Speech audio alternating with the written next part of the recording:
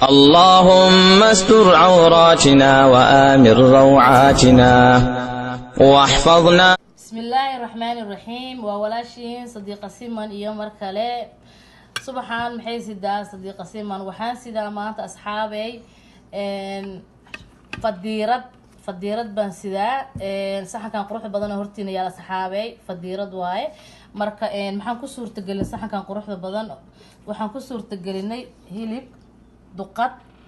ama hilib shiid qofba suu yaqaano barbarooni cagaara digir greenka ah iyo basbaas yaanyo basal iyo moos iyo maxay ahayd ranch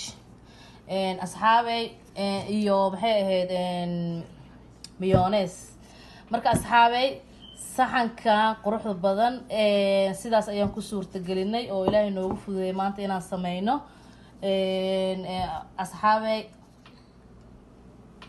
asxaabay jabatiga waa wheat marka jabatigii baan jarjaray markaan jabatigii jarjaray hilibkii ayaan ku daray kadib qudaartaydii ayaan ku darsaday oo meeshaan ii hortaala hadeertaan oo jarjartay oo maxay toolay intaasoo nooc ka kooban waxa ugu sareeyana waa mooska mayonnaise-ka iyo ranchiga marka asxaabay waa kaasa saxankeena sidaas uu diyaar ku yahay qadana waad ka dhigan kartaa cashana waad ka dhigan kartaa hadba kii adiga markaas inta kugu haboon oo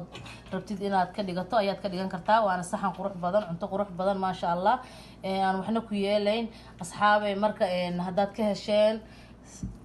share-ka like-ga subscribe-ka intaba haynaga hilmaamina marka asxaabay sidaas ayaan kaga sii tagayaa. Assalaamu calaykum waraxmatullaahi wabarakaatuh iyo sadiiqa Sima.